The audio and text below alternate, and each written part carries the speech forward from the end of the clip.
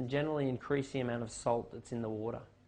Make sure the fish are maintaining their position in the water very comfortably, which would be signifying that their swim bladder is intact. If the fish seems to be fighting to get to the bottom or doesn't look comfortable in the water column, you would definitely want to avoid that fish. Make sure when you're buying the fish that the fins, particularly the pectoral fins, are very clean and clear. Various diseases, fungal, bacterial and parasitic diseases very much show up on the pectoral fin of the fish. Make sure that the pectoral fin is clean and clear and that the fish is waving the pectoral fin comfortably, not performing erratic movements with the pectoral fin. That will generally indicate irritation of a parasitic nature.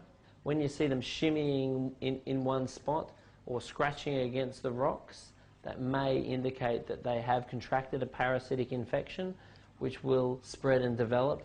By far the most common problem that you'll experience would be white spot. White spot is a disease which is always present in the fish, just like a common cold. Now this white spot is a pathogen which in the event of stress will proliferate in the aquarium. So the way the white spot works is when the fish becomes stressed, the immune system of the fish goes down, the white spot will actually grow on the fish, leave the fish, reduplicate by the hundreds of million on a hard surface, then come back looking for a new host. Now if it comes back and meets a host which is well established in the aquarium and has a good immune system, the equilibrium within the fish will control this basically with no problems. On the other hand, if it met a new fish or a fish which was significantly stressed due to either bad water quality, other fish in the aquarium bullying it, or anything else that may stress that particular fish, it will make the immune system of the fish lower, therefore more likely to contract the white spot. These parasites are very easy to identify. The fish will tend to breathe heavier, the fish will tend to be less active and look less comfortable in the water. It will flick and it will often just swim on the spot looking quite anxious or irritated.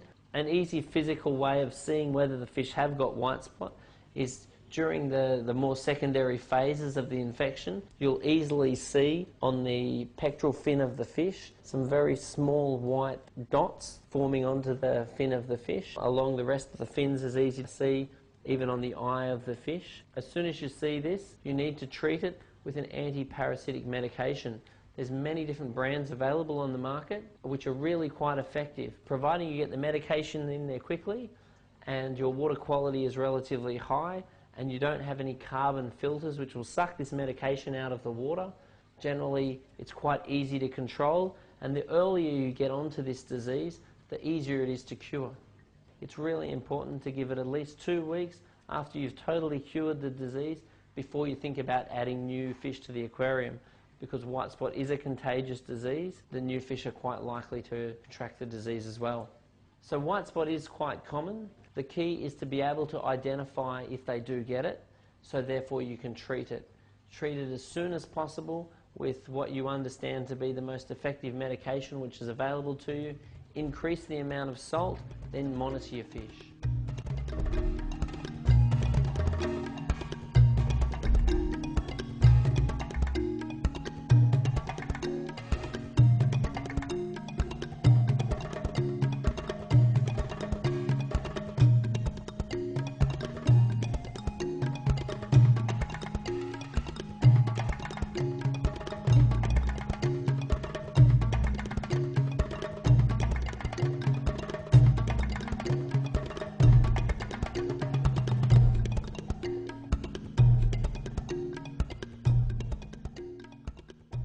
In a healthy, happy aquarium, you'll find that breeding becomes a really regular occurrence. It's really quite easy to see when your fish are breeding because you'll recognize a dance that the male will do to try to attract the female. You'll also see that the male will often act quite aggressively when he's trying to breed, trying to assert his dominance. The main problem with breeding in a community aquarium is number one, crossbreeding, and second is that most of the babies just get eaten by the other fish. So it's really common for the fish to be breeding quite regularly and you not even know about it because the fish are just being eaten by the other ones. You can use breeding traps and other little isolation tanks to put the pregnant mothers in to allow the babies to come out in a safe environment, allowing you to raise them up. Breeding really is an enjoyable and rewarding part of the hobby.